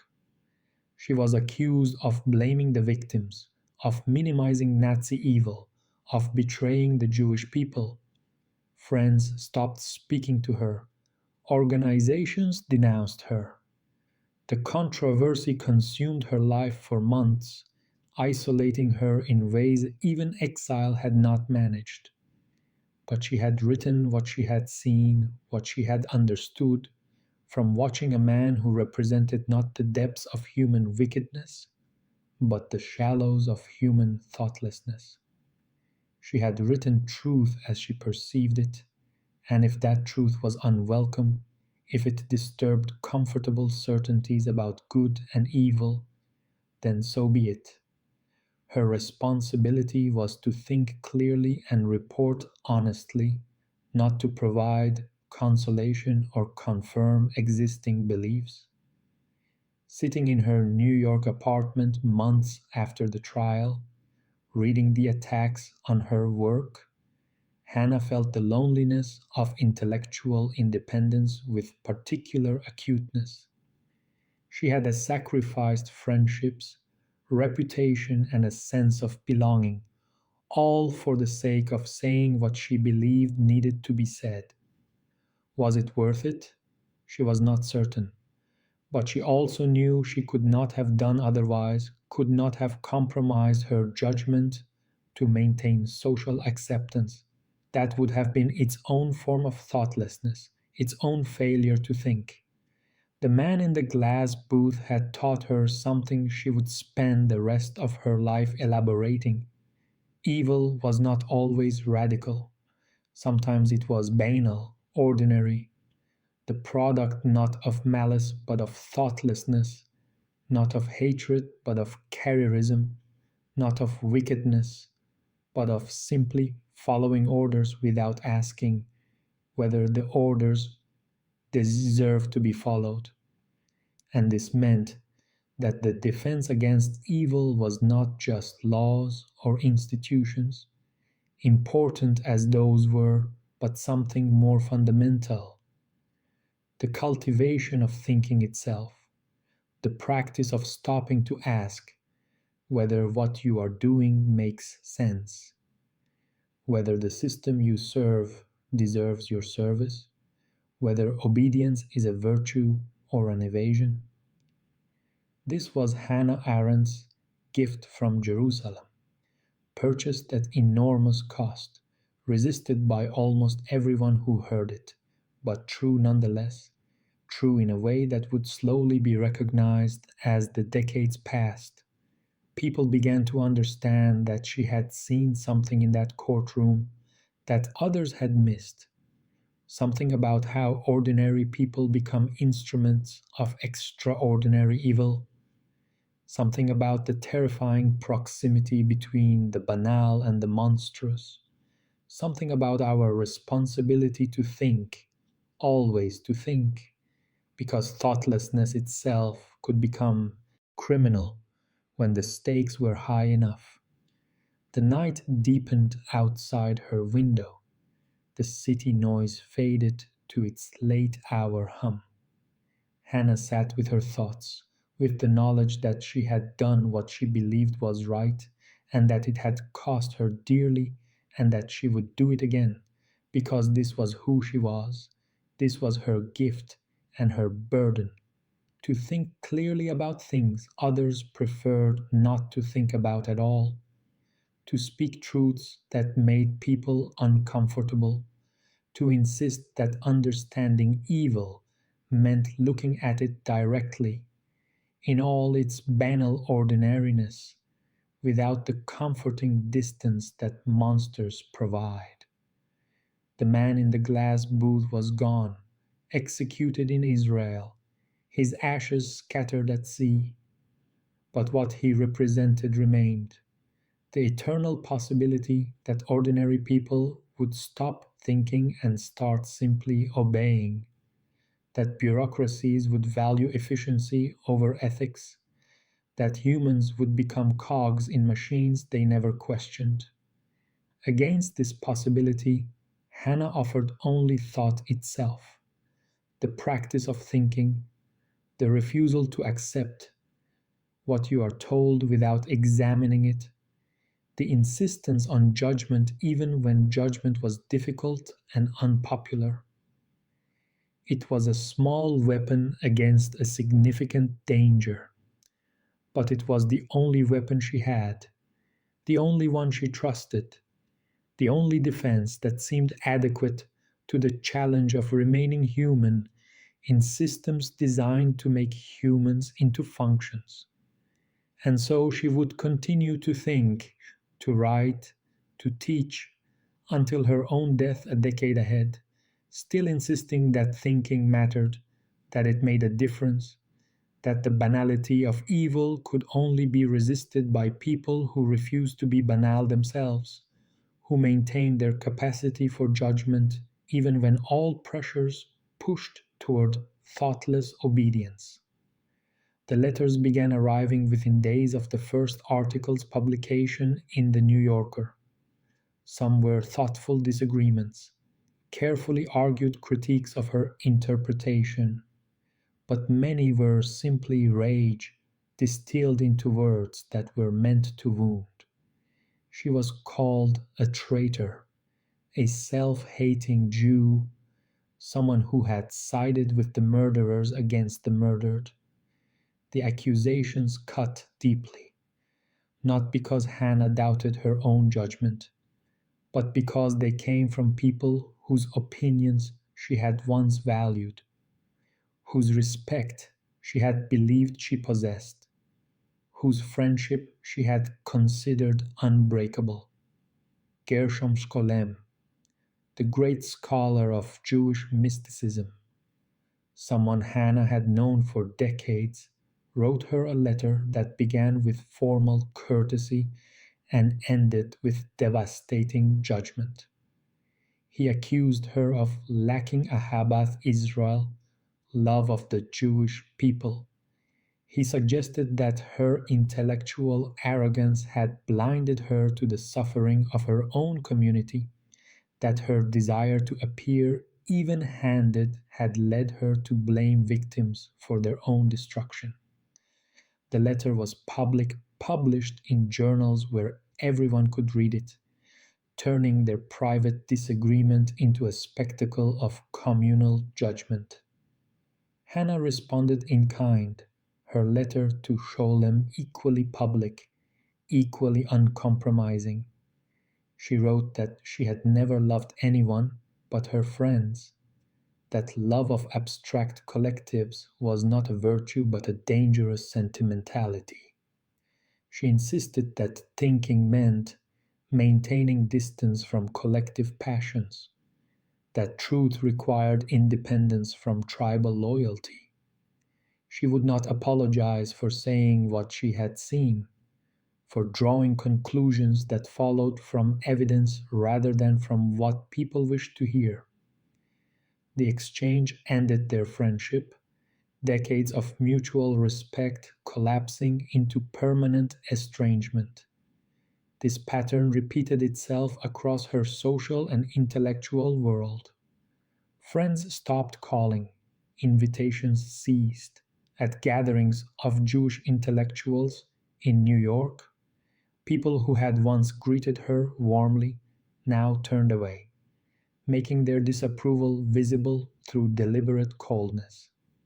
Hannah found herself isolated in ways that recalled her years of statelessness, except now she had a home, had citizenship, had all the legal belonging she had lacked as a refugee. Yet she was once again an outsider, someone who did not fit, whose presence made others uncomfortable. The attacks focused on specific points in her reporting.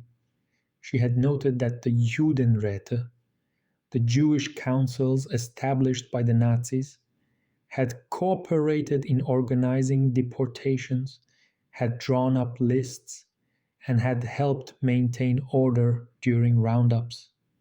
This cooperation had been coerced, Hannah acknowledged, choices made under impossible circumstances where refusal meant immediate death and compliance might, people hoped desperately, mean survival for at least some. But cooperation it remained, and Hannah argued that totalitarian systems required this kind of complicity, that they functioned by making everyone participate in their own destruction, by eliminating the possibility of innocent bystanders. To say this aloud was to violate an unspoken agreement that survivors were not to be questioned, that their choices under Nazi occupation were beyond judgment by those who had not faced the same impossible decisions. Hannah understood why people felt this way, understood the need to preserve the moral clarity of victims versus perpetrators, but she could not let that need override what she had observed, which was that totalitarianism worked precisely by blurring these distinctions, by creating situations where everyone's hands were dirty, where purity was impossible. The only question was the degree of compromise. The other focus of attack was her phrase, the banality of evil, which critics argued trivialized the Holocaust, suggested that genocide was ordinary rather than exceptional, and diminished the radical nature of Nazi crimes. Hannah tried to explain that she meant the opposite, that calling evil banal made it more, rather than less, frightening, because it meant anyone could participate in it, that the distance between ordinary bureaucrat and mass murderer was smaller than people wanted to believe. But the phrase had taken on a life of its own, circulating in fragments, interpreted in ways she had not intended, and used against her as evidence of her supposed heartlessness. She was attacked from the left and the right by Zionists who thought she had failed to support the Jewish state, by anti communists who believed she had been too soft on Soviet crimes, by liberals who wanted clearer moral categories and found her nuanced analysis frustrating. The controversy revealed something about intellectual life in America, how it required you to belong to camps, to align yourself clearly with recognizable positions, to be either for or against in ways that left no room for the kind of independent thinking Hannah practiced. Through all of this, she refused to recant, to soften her arguments, or to apologize for conclusions she still believed were correct. In lectures and interviews, she defended her work, explaining what she had meant, clarifying misunderstandings, but never backing down from the fundamental insights she had drawn from watching Eichmann. This stubbornness cost her dearly socially. Still, it preserved something more important, her intellectual integrity, the sense that she had said what she believed to be true, regardless of the consequences. Heinrich stood by her throughout the controversy, as he had through everything else. He read the attacks and comforted her when they hurt too much to bear alone. He reminded her that she had been right before when everyone said she was wrong, that independent thought always provoked resistance from those invested in conventional wisdom. But even his support could not entirely shield her from the loneliness of being vilified by people she had considered her community, her intellectual home, the tribe she had never wholly belonged to, but had at least felt some connection with. The book version of her trial reporting, Eichmann in Jerusalem, a report on the banality of evil, appeared in 1963, expanding the New Yorker articles with additional analysis and documentation. The controversy intensified rather than fading, the book becoming a lightning rod for debates about memory, justice, and how the Holocaust should be understood and discussed. Hannah had hoped that the expanded text would clarify her arguments and make it harder to misread her intentions. Instead, it provided more material for critics to dissect and denounce, more passages to quote out of context, more evidence, in their view, of her failure to feel properly, to mourn correctly, to speak about genocide in the reverential tones they believed it demanded. But there were also defenders, people who understood what she was trying to do, who recognized the importance of thinking about evil without mythologizing it, of analyzing how ordinary people participated in extraordinary crimes without either demonizing or excusing them. These defenders were fewer than the critics, quieter in their support. Still, they existed, and their letters and reviews reminded Hannah that she was not entirely alone, that some people valued truth telling even when truth was uncomfortable. A kind of productive solitude marked the years following the Eichmann controversy. Hannah retreated into teaching and writing, finding in her students and her work the community that social circles no longer provided. She taught at the University of Chicago, then the New School for Social Research in New York, creating around herself a circle of younger scholars who appreciated her rigor, her refusal to simplify, her commitment to thinking through difficult questions without predetermined answers. She began work on what would become the life of the mind, an ambitious project exploring the nature of thinking, willing, and judging, seeking to understand how these fundamental human capacities relate to one another and to the possibility of ethical life.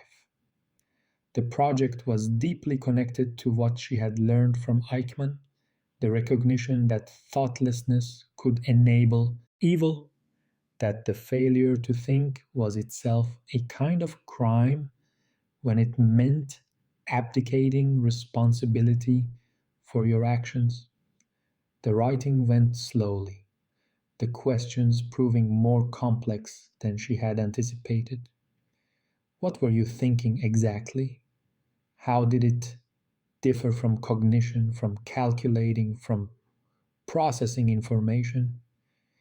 She drew on philosophy, on her early training with Heidegger and Jaspers, but also on her own experience, on the years she had spent thinking through totalitarianism and evil, on the practice of stopping to ask whether what seemed obvious was actually true, whether what everyone believed was actually justified. She argued that thinking was essentially a dialogue with yourself, an internal conversation where you questioned your own assumptions, tested your beliefs against counter arguments, and maintained the kind of critical distance from your own positions that allowed for revision and growth. Thoughtless people were those who never had this internal dialogue, who simply accepted what they were told, who moved from stimulus to response without the mediating moment of reflection that characterized genuine thought. This made thinking a moral activity, not because it guaranteed correct conclusions, but because it prevented the kind of unreflective obedience that had enabled Eichmann and countless others to participate in evil. You could not think and follow orders at the same time, unthinkingly. You could not engage in genuine internal dialogue and simultaneously accept propaganda without question. Thinking created space, a gap between what you were told to do and what you actually did, and in that gap lived the possibility of judgment, of saying no, of refusing to participate even when participation was demanded. Her lectures on these topics were electrifying for those who understood what she was trying to do. She was not offering easy answers or simple moral rules. She was exploring the foundations of ethical life, asking what made it possible for humans to live together without destroying each other, what capacities needed to be cultivated, and what practices preserved the possibility of genuine plurality in a world that constantly pushed toward conformity. But the work was also exhausting, both intellectually and physically. She was aging, her health declining in ways she tried to ignore, but could not entirely overcome. She smoked too much, worked too hard, pushed herself with the same fierce discipline that had characterized her entire life. Heinrich worried about her and urged her to slow down, to rest, and to accept that some questions might remain unanswered. She promised to be more careful, promises she immediately broke by returning to her desk, to her typewriter, to the questions that would not let her rest. In 1970, Heinrich died suddenly, a heart attack that took him without warning. Hannah was devastated in ways that surprised her with their intensity. She had always been the strong one, the one who endured, who thought her way through grief and loss. But Heinrich's death broke something in her, removed the foundation that had supported everything else. They had been married for 30 years, partners in thinking and in life, and without him, the apartment felt impossibly empty, the silence oppressive in its totality. She continued working because work was all she knew, the only way she had ever processed loss. But the loneliness was acute now, not just social isolation, but existential solitude, the absence of the one person who had truly understood her, who had seen past the public intellectual to the private woman who doubted and feared and needed comfort like everyone else. She missed his presence, his warmth, the sound of his voice in the evening, asking how her day had been, whether she had eaten, whether she wanted to take a walk before dark. Her final years were productive but shadowed. She taught, wrote, gave lectures, and maintained the public role of a critical thinker whose opinions mattered on political and philosophical questions. But privately, she was tired, worn down by decades of thinking about difficult things, by the cost of intellectual independence, by the accumulation of losses that could not be reasoned away or analyzed into comprehensibility. The questions that had driven her for so long remained, but she had less energy to pursue them, less faith that pursuing them would yield answers that mattered. The life of the mind remained unfinished when she died on December 4th, 1975. She was at home, alone, sitting in her living room.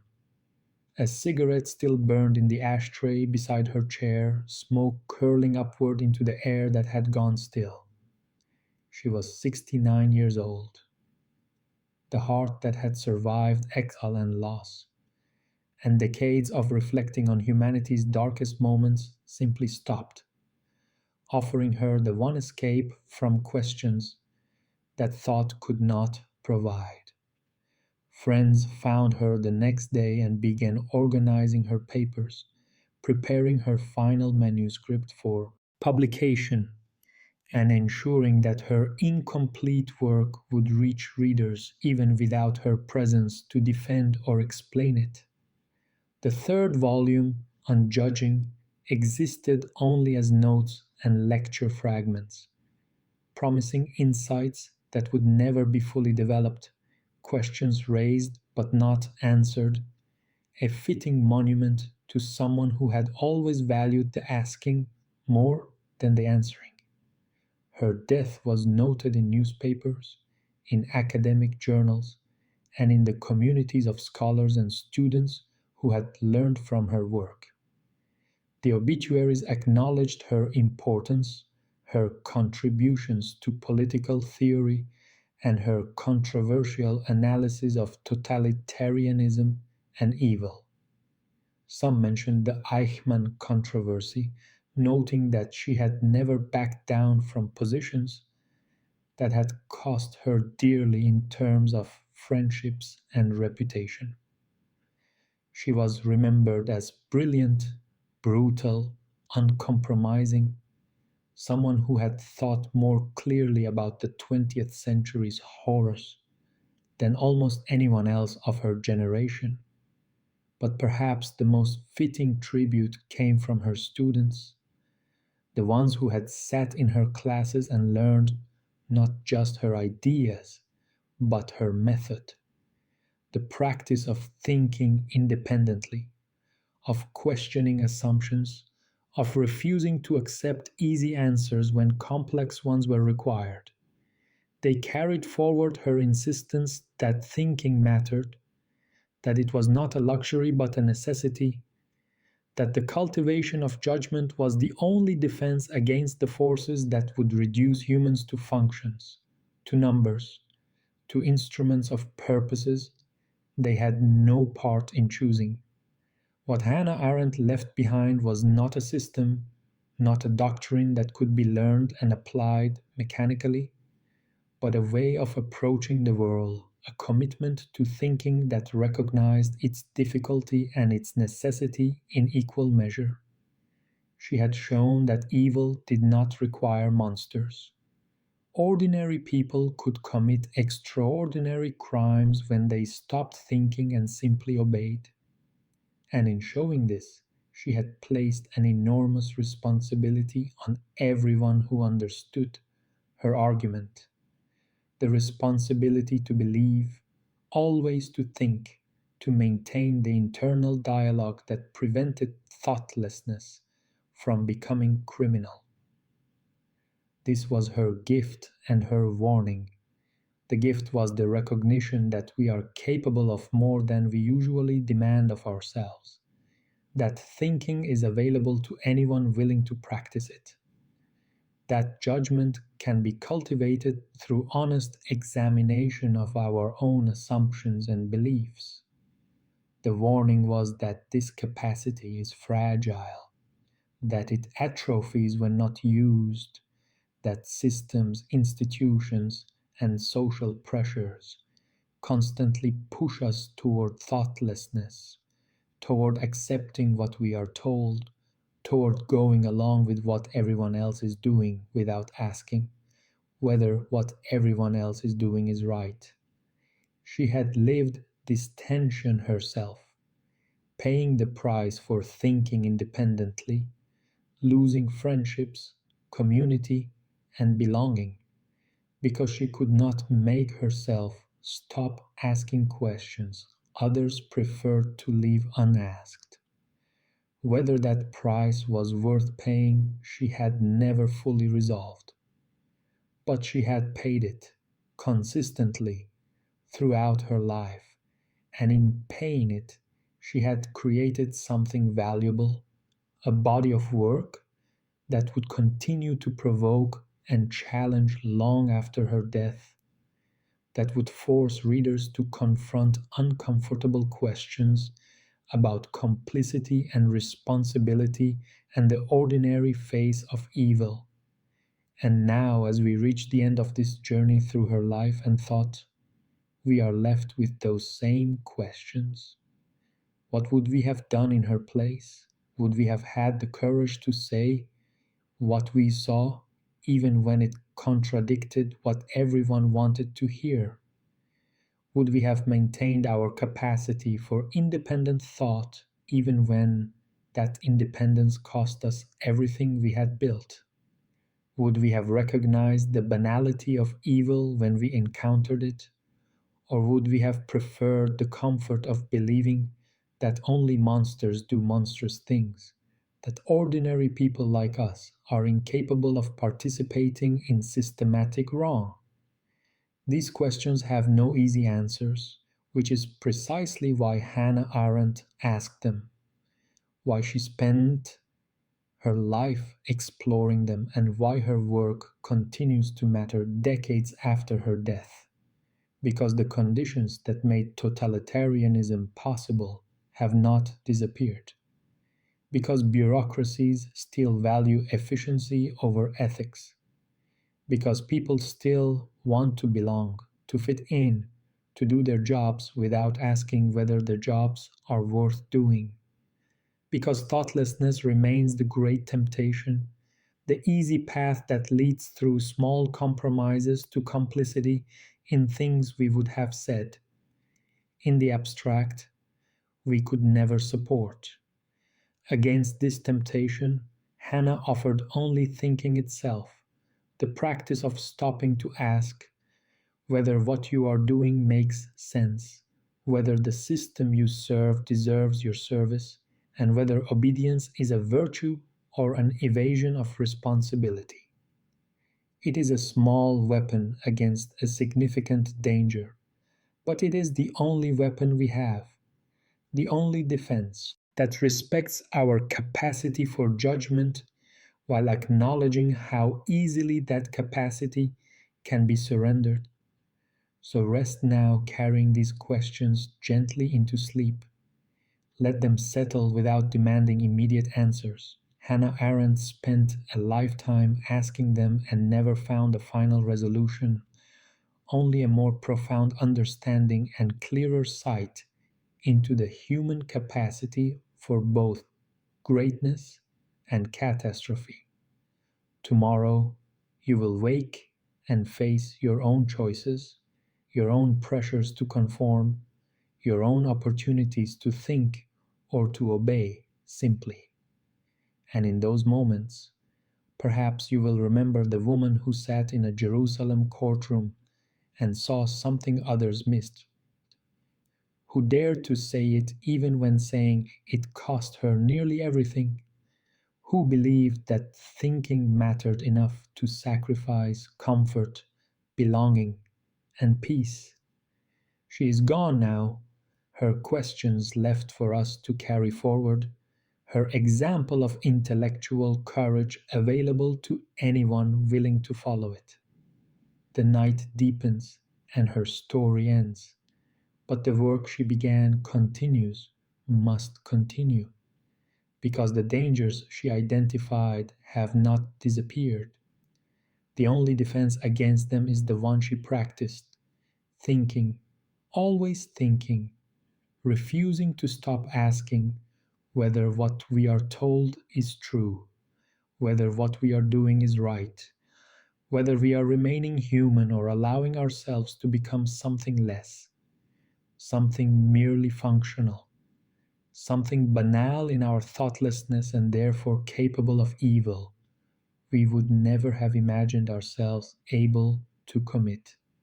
Sleep well, and remember, the ordinary face of evil means we cannot delegate our judgment to others, cannot assume that because everyone is doing something, it must be right, cannot stop thinking just because thinking is difficult and lonely and sometimes costs us everything.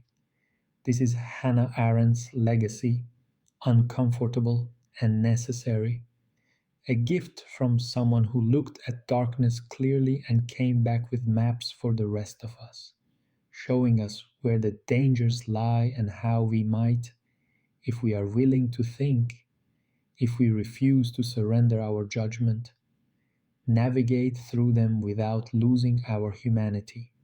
The work is never finished, but it can be continued, and that continuation begins with simple awareness, the recognition that we are responsible for our actions, that we cannot hide behind orders or systems, or the fact that everyone else is doing the same thing.